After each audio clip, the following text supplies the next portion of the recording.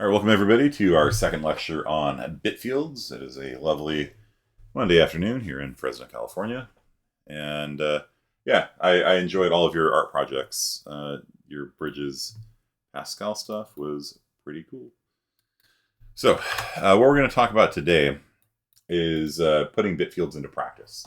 Your homework assignment is going to be in a directory called Bitfield. But before we get into like what you have to do, let me just show you it working in practice. So if we run it, I don't remember the thing. Was it insert red?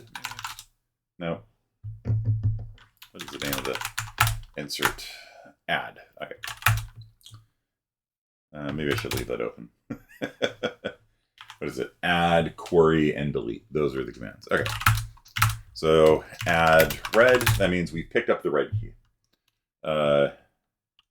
Query red. We have the red key. Query weapon axe. We don't have the axe. Add weapon axe. Query weapon axe. You do have the axe. Delete weapon axe. Was it delete? I hope so. Query weapon axe. We do not have the axe. Congratulations. Like that's your homework assignment. So basically the code that I gave you on Friday of last week, which if you remember is in, turn caps lock off, public Bitfield 23, Bitfield 23. This code here, where you set a bit, test a bit, and clear a bit, is basically what you have to do for your homework assignment. So here's the heart of the program right there. It's been given to you. Do you guys remember how, a month or two ago, I gave you guys the complete source code for a homework assignment, and 17 people still failed to turn it in?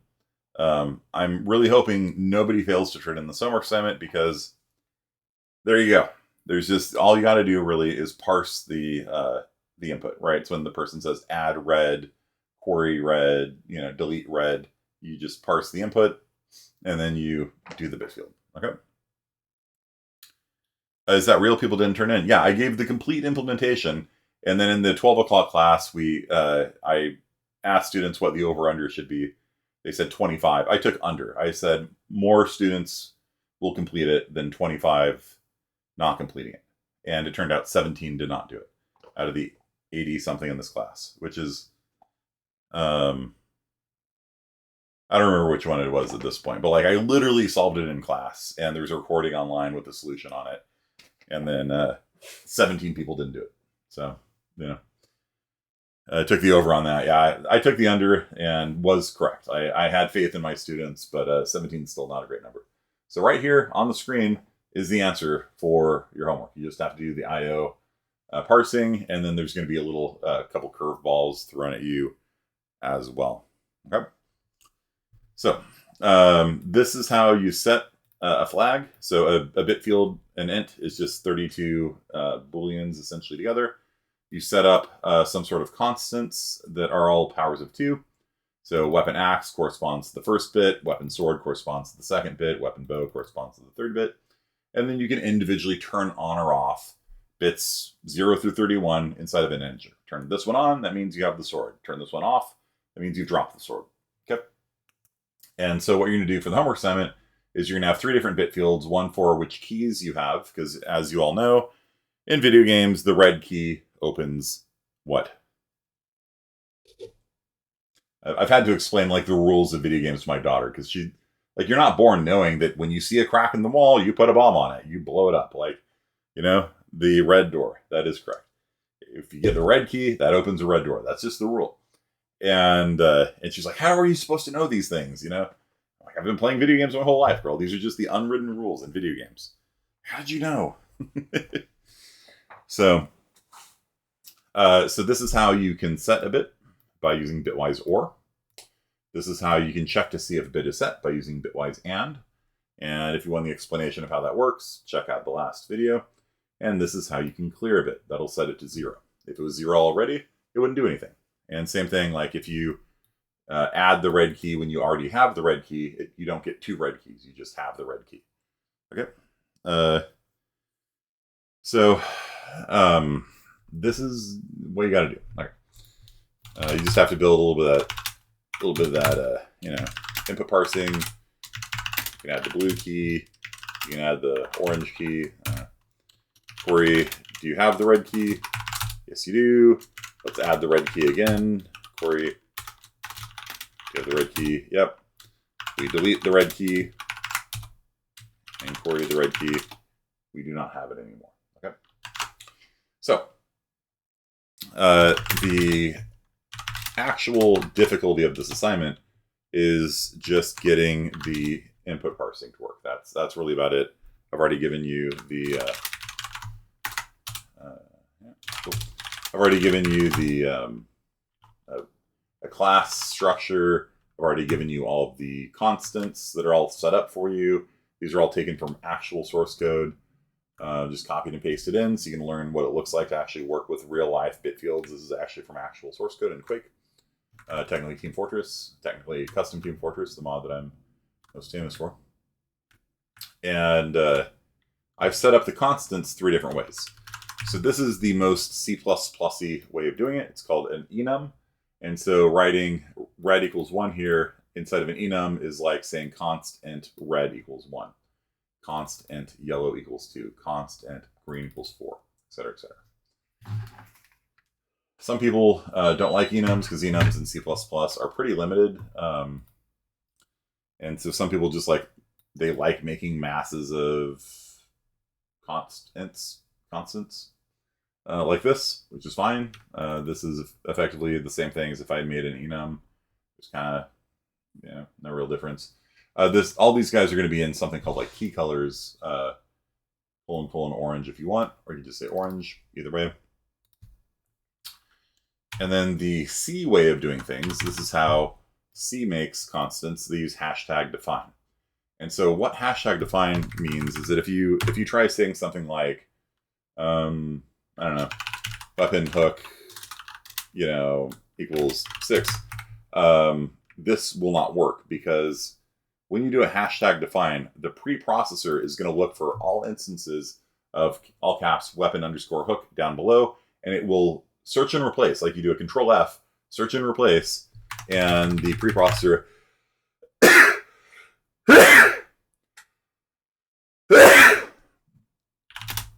will turn it into a 1, basically. So every time the word weapon hook appears down below in your code, the preprocessor will control F, search, replace it with 1. And so it's not a variable. Like to the C++ compiler, the compiler takes place after the preprocessor. Preprocessor runs first, then the compiler picks up the output of the preprocessor, then you compile it into object code, then the linker links the thing together to make an executable, and then the loader loads the executable into RAM and runs it. So that's called call compiler assembler linker loader. You'll learn more about that in 45, but for those of you that were getting loader errors, that's the stuff that you're getting an issue in. This runs before the compiler. And so to the C++ compiler, it has no knowledge of anything called weapon underscore hook. This is not a symbol that it sees in its vocab. It's gone by that point. The preprocessor, anything with hashtag, runs prior to the compiler. Whereas these guys are actual variables, right? They might be optimized away to not take up any room in RAM or whatever, but they're visible to the C++ compiler. The compiler can know things about them, what type they are. If you do like a type mismatch or something like that, it'll give you a more useful error message. And then an enums default to ints by default. And this is considered the more C++y way of doing things, using an enum. You can also use what's called an enum class, which is even more C++y, but doesn't even really convert into an integer at all. And we want it to convert into an integer. So these guys have integer values here, which we want. The nice thing about it using an enum is that if you use a switch statement, it's like if you had somewhere within your code, I don't know. It also creates a type. So let's say we're in main, right? We make a variable of type key color, Bob, and we can set it equal to red or something like that. You can actually make a variable of type key color. And then the only values you can have are these, which is really nice. So if you want like more constrained, things, right? Because these guys are just integers, right? It'll, you know, you know, these are just ints. Whereas with an enum like this, Bob can only take one of these values here. It's nice. And then you can do something like switch on Bob, and you can have case red, and then see out, Bob is red. I don't like switch statements because everybody always forgets the break on them. Case yellow. Bob is yellow, so on and so forth. The reason why this is nice, and this is literally the only time I use enums, or the only time I use switches really, is with enums. And the reason for that is because when you have an enum like this, and your switch statement is like saying if the key is red, if the key is yellow, if the key is blue, it can know when you forget something. And so the compiler can actually warn you and say, hey, you forgot to handle the black key. And that's actually really nice, because with this thing, it doesn't know. There's just a bunch of variables it doesn't know. With an enum, it can see, hey, you've got cases for like 7 out of the 8, possible key colors. Because you might add a new key color, right? Like you might add in like chartreuse or something, right? I don't know. It's 256. And now your switch statement down below doesn't have a case for chartreuse, and it'll warn. It'll be like, hey, right here, you're going through all the different switch options, and you don't have one for chartreuse. You should put one right here. And that's really nice. Warning, warning, warning, warning. In every place where you have all of the keys listed, warn, warn, warn, warn, warn. And then you can just go through and handle it. So that was the next color? Yeah, you didn't think of chartreuse? What is chartreuse? Okay, fine. I'll go with my mauve. How about mauve? What do you say that? Are you talking about the switch statement, the enum, or the color? I don't even know. All right. Mauve. Mauve.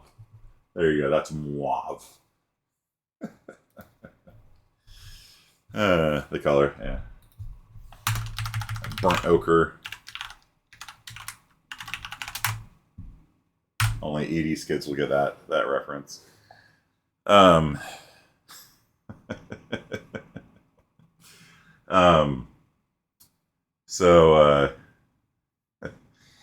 Yeah. So the nice thing about using an enum is that the compiler knows these are the options, and if you forget one of the options, it can be like, bro, you added burnt ochre to the enum, but you forgot to put it into the switch.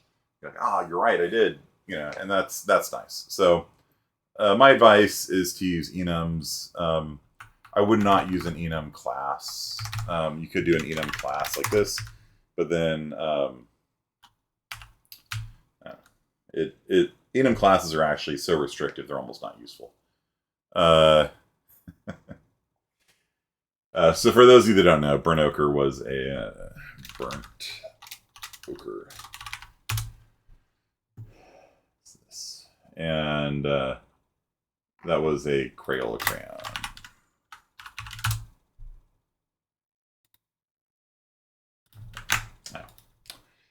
How about namespaces? Namespaces are not replacements for enums. Like, it looks like a namespace, right? Because you're probably catching on to the fact there's the scope resolution operator here. But scope resolution operators are also they're also used on classes, right? And so what we have here is actually just this enum having a list of symbols within it that are constants. And if you have a namespace for it, namespaces can have functions and classes and variables and all this kind of stuff. An enum is literally just a collection of variables that are usually used in menu options. So, for example, if you're going to have a menu like file menu here, usually all these options here are held in an enum. This is option 1, option 2, option 3, or option 0, option 1, option 2. And when you click on it, then it will do that enum, right? and the enum will have a callback associated with it. So the menu will have a list of options, and for everything that you click on, it has a callback associated with it. So enums are very commonly used in like menus and things like that. Okay, so moving on down here, you can see that we have constants, we have C style. You're going to get experience using all of them, or you can convert them all into enums if you want. That's fine too. It's entirely up to you. I just want you to see what it looks like when different programmers code, right? Like if you work with one programmer who likes hashtag define because they work with C a lot, you gotta learn how to work with it. It's no different, you know. I mean, the upshot is that there's really no difference between any of these options. They're just kind of style differences.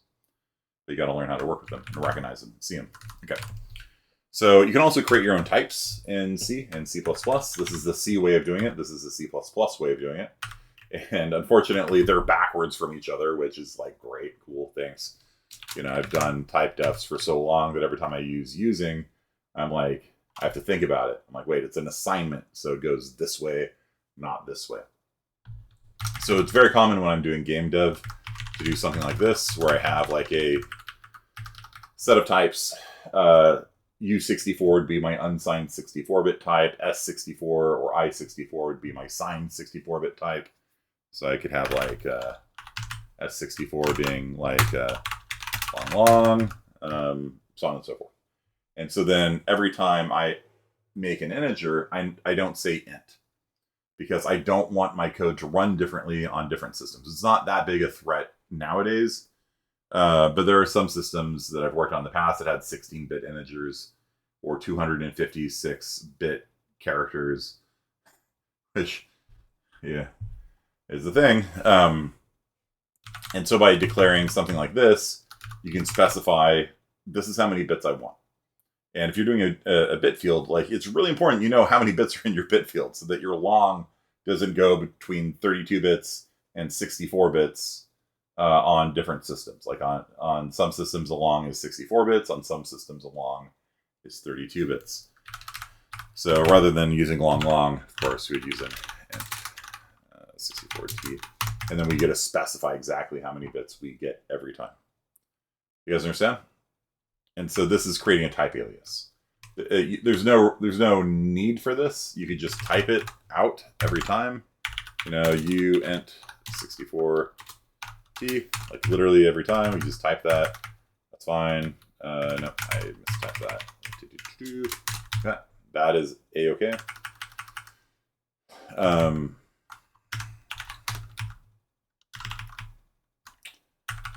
But it's pretty common for people to create aliases that are shorter and easier to type. Any questions about that? Using? You can also do that to just, like if you like in C++, chrono is like really stupid long, right? It's like if you ever use chrono and get like, let's grab some sample code here. Like these, like look at how long, like it doesn't even fit on a line. You know what I mean? It's like const stood : chrono : time point open bracket stood : chronos : system clock close bracket now equals stood : chrono system clock : now. Like, what the hell? Who thought this was a great idea? I don't know. Like, they just, like, C used to be nice and concise. What's the name of the function called? Clock. Or time. You know, 4 letters, open close parentheses, it gives you the time. You know, it gives you how many, you know, one of them is seconds since the time began. The other one is microseconds since your program began running. It's one word, open close parentheses. And modern C++ has become like Java, because I guess people have been learning Java as their beginning language, and they're just used to lines that are so long they have to word wrap in order to fit on the screen. Or you buy a 60-inch monitor so that your Java code can all be seen at once. Stood : chrono : system clock : 2 time t. Put time stood : local time. Yeah. So what you can do is you can use using so that you shorten all that stuff down. Like stood colon colon chrono, stood colon steady clock. Like high resolution clock. It's even more verbose. Yeah. Okay. So we can come in here and be like,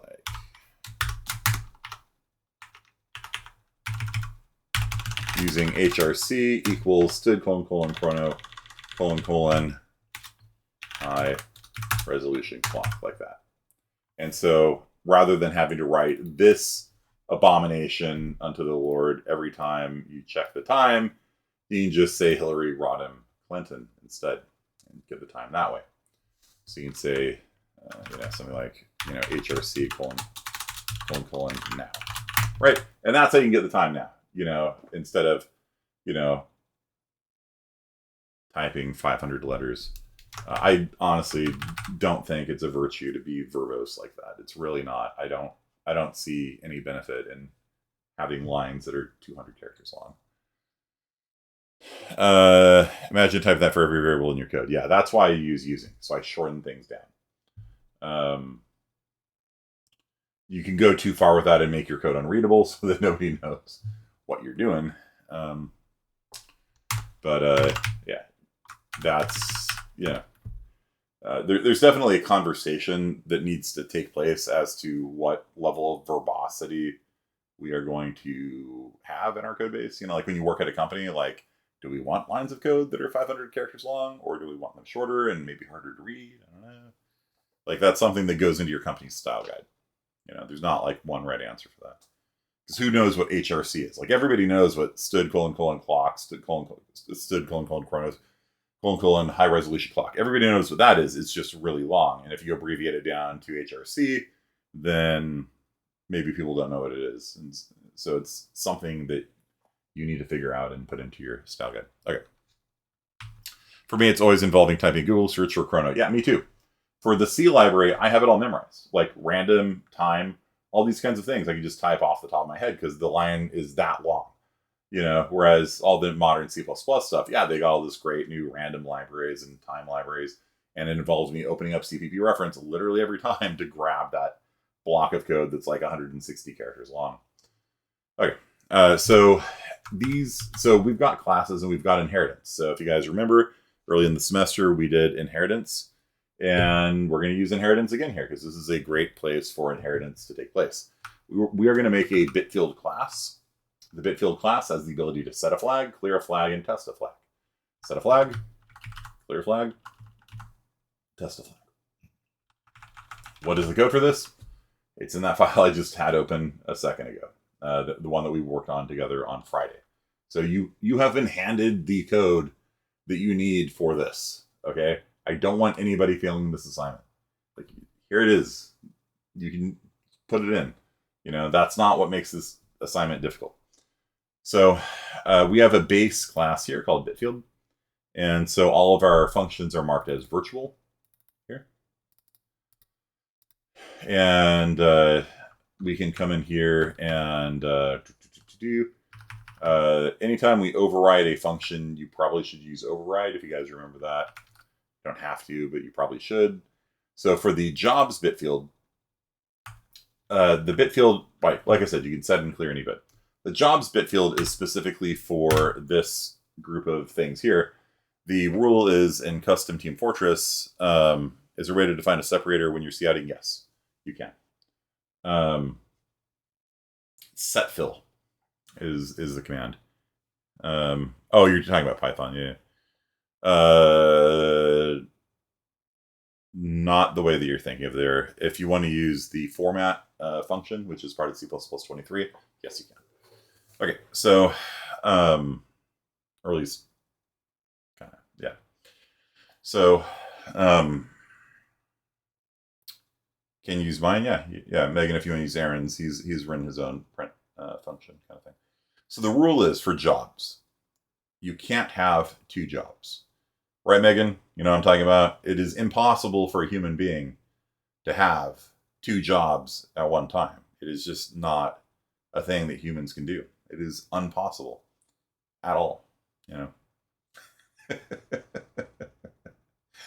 So, I'm teaching here. I'm teaching at Fresno State. I run my own business, and I taught Taekwondo too. So I had 4 jobs.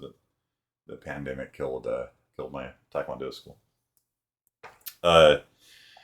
So the rule is, though, in the video game that if you were to acquire a new job, you would have to drop your old job because there is a job button, and so you can have one job in the game.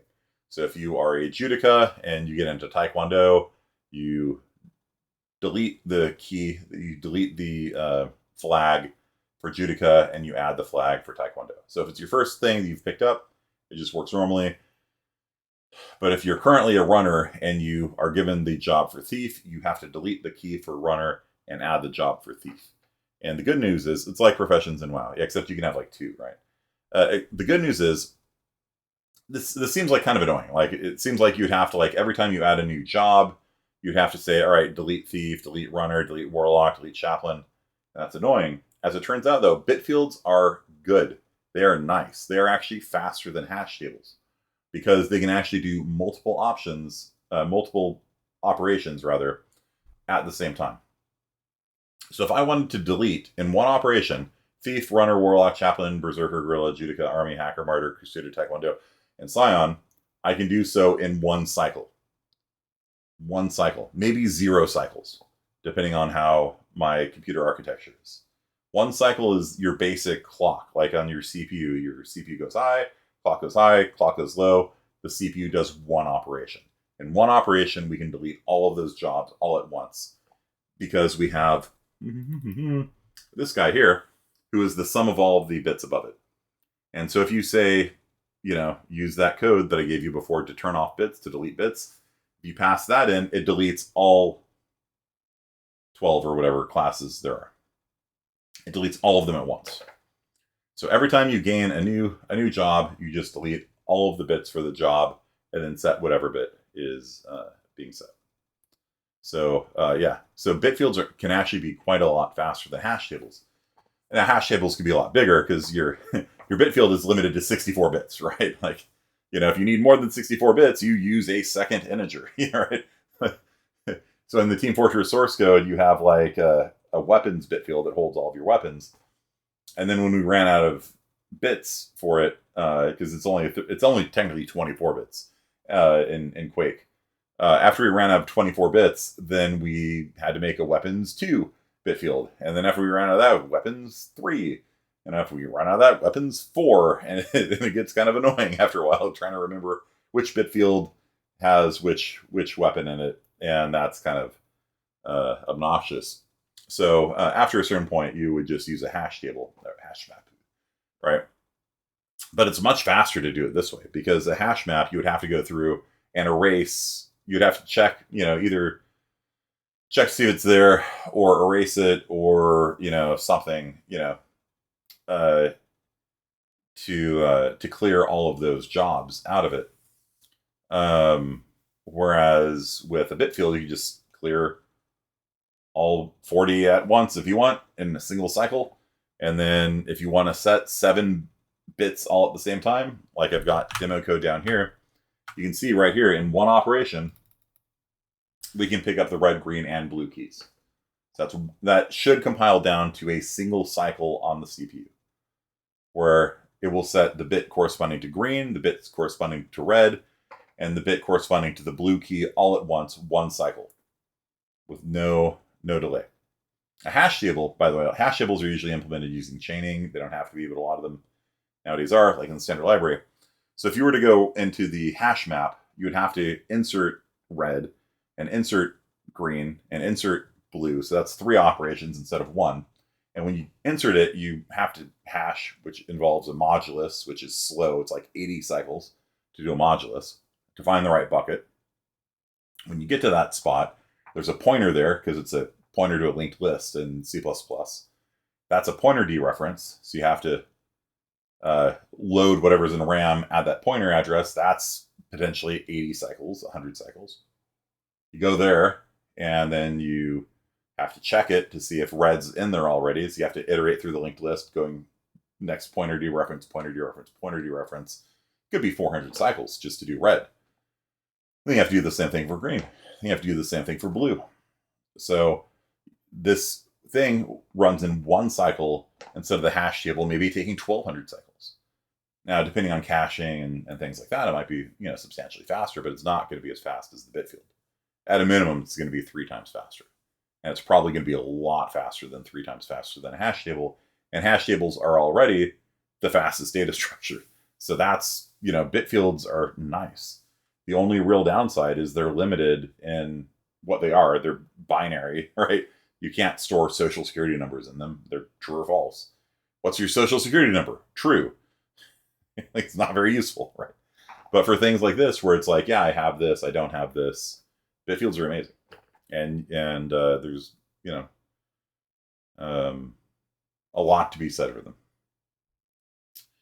So all the text down here in main kind of shows you examples like this picks up the axe, that picks up the orange key. We have 3 different Bitfields: one for what keys you have, one for what job you have, one for what weapons you have. Okay. So the jobs Bitfield, every time you set a new job, you delete the old jobs. That said, there are some bits that don't get cleared, so you have to be careful to use job all instead of just setting it to 0 every time. Weapon Bitfield inherits off of public Bitfield as well. This one, though, does not change any of the existing functions. Plus equals, minus equals, double equals, none. Instead, it adds its own function. And the function that it adds is called select best weapon. And so if you have, let's say that you've got the axe and you've got the flamethrower, it would return the flamethrower. It would return 4096 because the flamethrower has a higher number than the axe. And these things are vaguely sorted according to power. Vaguely, the air fist is actually not that good. Railgun's actually kind of terrible in Custom Team Fortress. It's a weak weapon, but it goes through walls, which is nice. Like I added the railgun penetrating wall, so you can actually shoot people through a wall with it. It's kind of cool. It's like in the movie Eraser or whatever. Best weapon, no trade-offs. No, it's just it is purely based on which number has the highest bit. So yeah, the light assault is better than the nail gun. Grenade launcher is better than the light assault. The flamethrower is better. It's just based on the number. So at some point, maybe somebody should go through there and reorder these things, but it's just for homework assignment, so it doesn't matter. So yeah, if you have the rocket launcher and you have the tranquilizer, it'll say the tranquilizer is your best weapon because it has a higher number than the rocket launcher.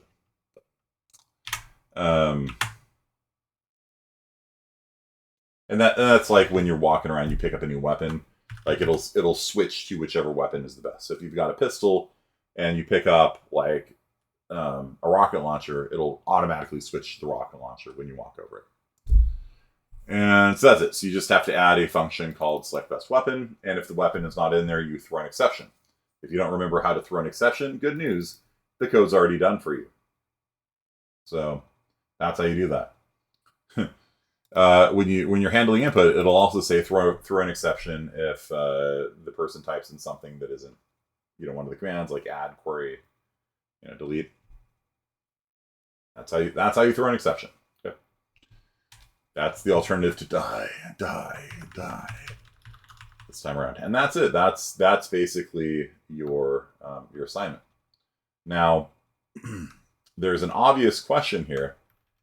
And the obvious question is, well, how do I... Do you guys know what the obvious question is? Because you have to... Like, the user's going to type in something like add job scion. And then you have to set the bit corresponding to job scion. Job scion is 524288. Parsing it, yeah. But more than parsing it, how do you go from the string... the user typing in job _ scion to having it be 524288? How do you translate from a string to a number? S2I will not do it. If the user typed in 524288, that'd be one thing. The user does not type in a number. The user types in, I would like you to add job warlock. And you need to be like, okay, now bit 4 gets set. you need to translate from the word jobs warlock, job scion, whatever, to the number they correspond to. So something like that, but but with a number on the right hand side. So not a string to a string, but a string to an integer. You can do a map. You can also do a function that will take in a string containing like job thief, and it returns the number 1. And then you would also need one to go the other way. So when the user asks, what is my best weapon? You print out weapon rocket launcher. And so you need to be able to convert from a string to an integer and an integer to a string. And this is something that people have been asking for from C++, for enums especially, for a long time. There is no way of saying, hey, C++, see out the value that corresponds to 32. It can't do it. There's no way to translate from double quote ultraviolet to the value 32. You just have to make a map yourself, or you do a big if, else if, else if, else if, else if thing. Okay. So yeah, map, but how do you do it? Like, are you gonna just type it yourself like a peon? Are you gonna use a macro like the professionals do it? You guys want to see how to do a macro? Macros. Psh. If you want to type it by hand, like, I don't know, like, I only got one kid. And I still don't have time to type all this by hand. I recommend everybody typing from hand. Why? So you don't have competition, Aaron? One of my buddies in grad school loved typing everything by hand. And even Hike, one of my friends who's at San Jose State, he came in and spoke at the 12 o'clock class. He's like, I like typing it by hand. And I'm like, why? Why would you do that? It's so boring. It takes so long. What else did you type with? I would not type it by hand at all. I've already got everything I need here on the screen. All the data is already there. It's already provided to you. You do not need to type anything by hand. Instead, you should use a macro, is my approach. So let's make a function here called job to int. It's going to take in a const string like this. And what we want to have it say is like if stir is equal to job thief, return 1. All right. Else if stir equals, you know what I mean? You guys got me on this? For all these things. This is only, I don't know, 12 lines or so. What is it? How many is it? Yeah, 12-ish lines. You could probably do it by hand. It's fine. I've had text files that are hundreds of thousands of lines long. Ain't nobody got time to manually type 300,000 lines by hand. Okay. And so what you want to do, what you should do at least, I mean, you do you. Like, I've had students do FizzBuzz by hand. What do you mean FizzBuzz by hand? They didn't write a for loop. They wrote FizzBuzz by hand. See out 1, inline. See out 2, inline. See out fizz, inline. And they just copied and pasted it and then edited every single line to do FizzBuzz. And I'm like,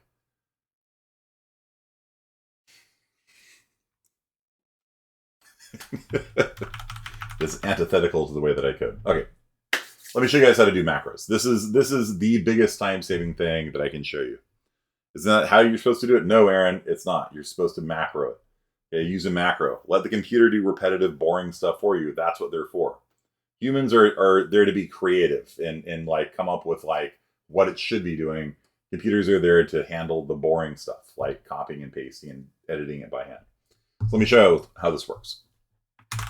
So in Vim, Q starts recording a macro, and you can have a macro associated with every key if you want. So for example, you'll see me like create a new, every time I create a new file, you see me do that, right? And it just spits out like a quick little hello world thing. That's a macro that I've written in Vim because I create new files all the time. I don't want to retype it every time. So their plans are too big for you to understand. I mean, it's like, you know, I stand against wasting time. Okay, so step one would be what letter do you guys want me associating this macro with? I'm going to convert this code from just a list of constants into if, else if, else if, else if, else. W. Okay. So QW will begin recording macro W. Okay. You then enter your commands, and when you're done, hit Q to stop recording. And the key, there's a couple key points. Key point, don't use anything that relies on the size of the string, right? Like if I was here or something, and I start going like right arrow a bunch of times, my macro is not going to work when I have like army, because it's going to have a different. You guys see this? Like there's different numbers of letters in every job, so you don't want to ever like right arrow, or L. Like you don't want to do that. Instead, what you want to do is use like E to go to the end of the line, end of the word. Sorry, E. B goes to the beginning. B goes to the beginning. B goes to the beginning. You never want to actually traverse a word one letter at a time, because if the word has a different size, it'll break your macro. Okay, so let's do this. Okay, so and then key point 2. That's key point number 1. Key point number 2 is finish at the same place you started, but one line down. So if I start on the C here, I pay attention to this, right? I'm going to start on the C of job runner. Watch what I'm going to do. QW, I'm now recording. You see at the bottom of the screen, it says recording macro W. The @ sign means macro, basically, in Vim. So I need to transform this line that I'm on right now into something that looks like the line above it, except with an else. So I'm going to go D to W. D2W deletes 2 words. And I'm going to type in else if, open paren, stir equals, double equals, of course, double quote. Now, here's the trap that gets most people. A lot of people are going to start going right arrow, right arrow, right arrow, right arrow. I'm going to tap E to go to the end of the line, hit A to append, and close that off with a double quote. Close parentheses, return 1 right arrow, 2 deletes, call it a day. But I need to finish where? Where do I need to finish this macro? Now, you might be tempted to hit like down arrow, left arrow, left arrow, left arrow. Nope. Down arrow is okay. But if you want to go to the beginning of the line, that is Shift 6. Shift 6, the caret operator, takes you to the beginning of the line. Don't left arrow across, or you're going to break everything. You're not going to end up there, because each of the lines has a different number of characters on it. I'm done now. I hit Q. Boop. Recording is finished. Okay? So if you want to replay, and this is permanently saved, by the way. This is actually permanently saved in Vim. So even if I quit and come back in, that macro is saved to W until I record another macro and associate it with the key W. So you replay it via @W, or @ to replay the last macro run. Okay. So if I come over here on the C again, always pay attention where you began. @W, boom, done. Now after this, it's just going. Once I'm confident that it's working on words that are longer and smaller, I'm just going to repeat the command for the rest. So I've got how many lines left here? I got 5 lines left. So I'm going to type the number 5. That means 5 times do this command. 5, boom. And we're done. It's complaining we don't have a else. So else throw bruh. All right, there we go. So now everything's happy. Okay. And so I took this text up here that's got all of my words and all of my numbers associated with it, and I just went whoop and just converted the whole thing into a series of if else if statements. I could have made it a switch in cases as well if I wanted. So this is life-changing. It should be. Like, you don't understand. Like, my friend in grad school loved like just sitting there and just typing away at code. Like, he was the prime like right now, like coders are like talking about unionizing. Like he is like the prime candidate for like a union job. You know what I mean? Like you go to work, you get your work done. You don't try and go too fast. You don't try and go too slow. He's just in there. He's just coding. Now he used for loops, but he wouldn't use shell scripts and he wouldn't use macros. I'm just going to do it by hand rather than running this program 100 times in a shell script. I'm going to run it 100 times by hand and then copy and paste the results for each one. You do. I'm going off to rock bottom to drink some beer and play some pool. Bye. Yeah. Yep. If you get paid hourly, don't use macros. Don't use macros. Just go in there and your boss will see you just hammering away, typing the stuff. Yeah. All right. You guys want to see one more?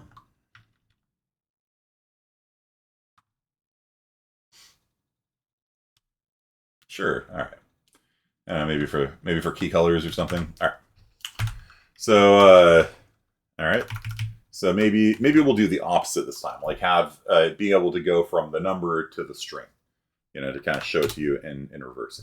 And you don't have to use if else if, by the way. Like you probably should be using a hash map, which is faster than a bunch of if else if statements, or a switch would also be faster as well. Now the optimizer might very well optimize the if else if thing into a switch, so it's not something to super get worried about. But okay. What's going on, Hazelton? All right, so what are we going to do here? We're going to write a function that will return a string, and it's going to be called int to key. I don't know. It's going to take in an integer x, and what we're going to have is something like this. If x is double equal to 1, then we will return red. And actually, this, yeah, we'll return red, like that. You guys understand? If x is equal to 2, we return yellow. If x equals 4, we return green. You guys with me on this? And I usually type out the first line myself because the second line has the else on it. So, and it also like gets me thinking like, okay, what keystrokes do I need to convert from this yellow equals 2 into something? You know what I mean? The only macros I ever created were in WoW. I'd be looking for an elite mob, and I created a bun macro that tried to tag it so you could spam it. Yeah, I hate world spawns and people queuing up for them and things like that. Yeah. All right. So, like my friend was talking about Gold Tooth or something. I don't know. I never played Alliance. Okay, so how do we do this? This is going to be a little bit more complicated because the yellow is going to have to go on the right-hand side and the 2 is going to have to go on the left-hand side. Okay. Let's do this again. Let's record a new macro. We can re-record it over W if we want, or we can use E, maybe. I don't know. So QE, we're now recording macro number E in case we want to use W again at some point for some reason. Professor, you took 26 with this, a macro to feed the roster into program, the read the attendance list out loud to take roll. Okay.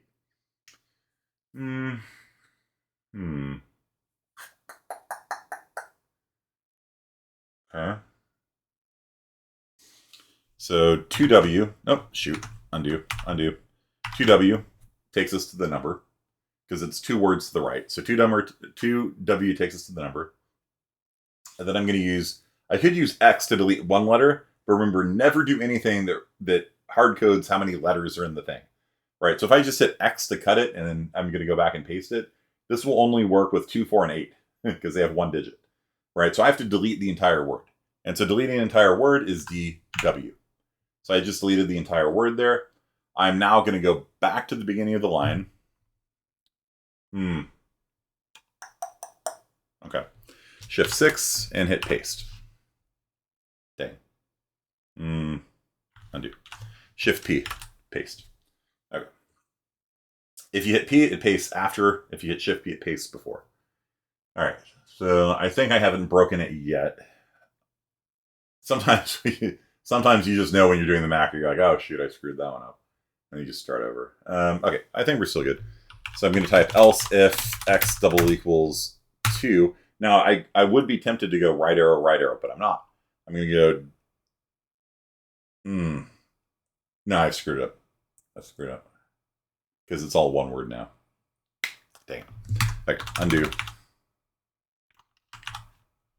Okay, stop recording.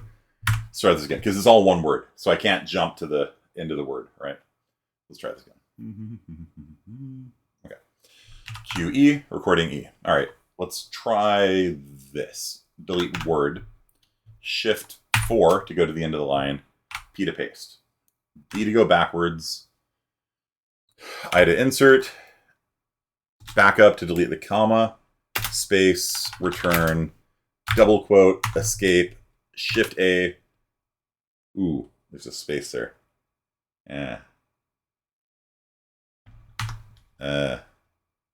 Is there a space on all of them? There might be.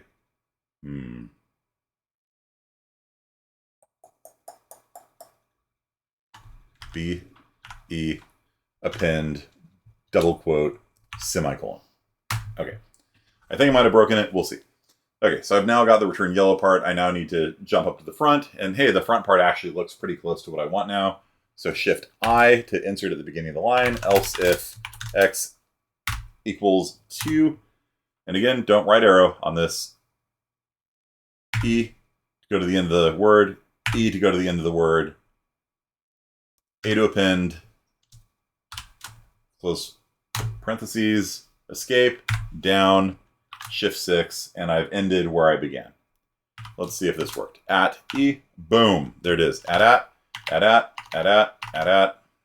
then I can just hit 100 at, and it's going to 100 macro the next 100 lines. I've only got 2 lines left, but I'll just show you. I hit 2 at, and it, aha, see, that one broke. That one broke. Okay, probably because we hit the end of the line. So we'll do that, and else throw.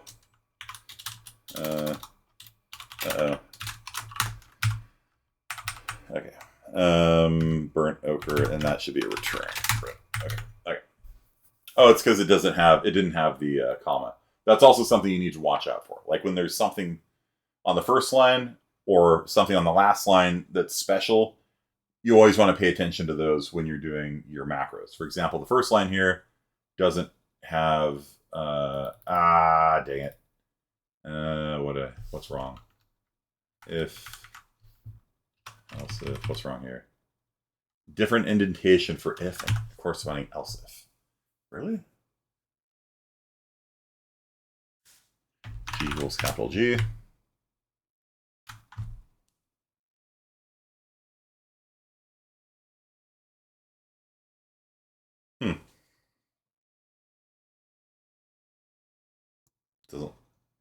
I don't know. Okay.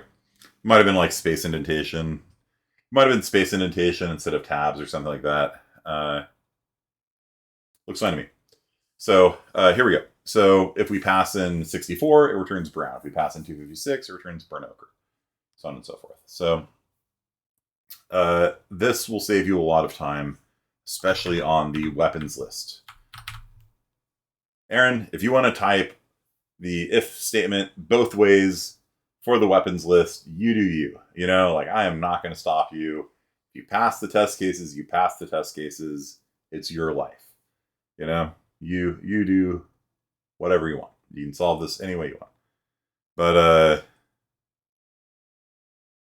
I don't know. For most of you guys, I think you should learn how to do macros. If you learn how to do a macro, that one little skill that I showed you at the end of class today is going to save you maybe, months, years of your life. I don't know. It depends how much repetitive nonsense you do. Okay. It is incredibly productive. It is incredibly productive. And once you get macroing down, like your life will just get a lot better. All right. Kearney, the giver of life. Yeah. Basically, anytime you would be spending your life just doing tedious, repetitive stuff and you get it back, like, yeah, it's just free time. Go play video games or something. Or worst case, spend time with your child or something like that. Okay. I'm kidding. I love spending time with my child. I got her a little play set from Big Bear. I just used a Vim macro to change the JSON file into JS objects. Then I realized I could have just changed extent to JS and save the file. That's funny. But yeah, like there's a lot of times in my life where I've just had a lot of text that needs to be transformed from one form into another. If you guys do game development, you'll learn that like different engines use right-handed coordinate systems or left-handed coordinate systems. And my game engine that I wrote had to support both. And so, yeah. And then like I would get 3D data using Y as forward or X is forward or Z is forward or Z is this way and Y is this way, or, and there's no consistency across the industry. And so like you just get whatever they use, like 3ds Max or Maya or Blender or whatever, and they're all different. And so like I would just convert them into a text file, then write a macro and just switch the Y and Z values, with each other. And hit 300,000 at save, done. I could have written a C++ program to do that for me, but it took like it takes me longer to explain how to do a macro than to actually do the macro. And then you just type 300,000 at and it just does it, and I save it. And as long as I don't ever have to do that again, I'm not going to bother with a program for it. If it's just like a one-off piece of art that like has all the normals facing backwards or something, like I can just fix it real fast, and not have to like do anything heroic. So the coordinates, yeah, it is, and it's just one of those realities you just have to deal with in game dev, which is that there's just zero consistency between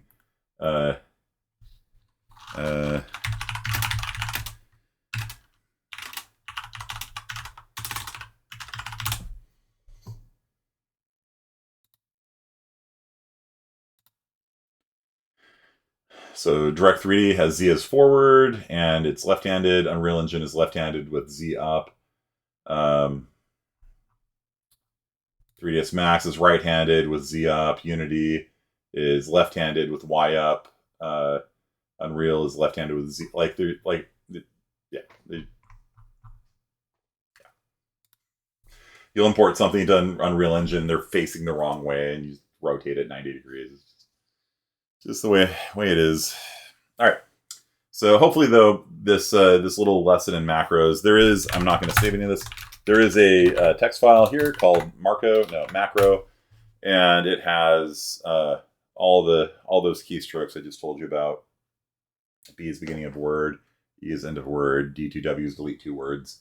All the instructions on macros I put in there. It should be in all of your homework assignments already. So it will transform your life. That's our class for today. So hope you guys found it useful, because it is. That half the time I'll be doing get forward vector and it goes off to the right instead. Yeah, you're just like Yep. All right, guys. I will see you on Wednesday. Try and get Bitfields done by then, and then if you have any questions, we can go over it in class. On Wednesday, it's due on Friday, by the way. It's not due on Monday. It's due on Friday. So get cracking. See you.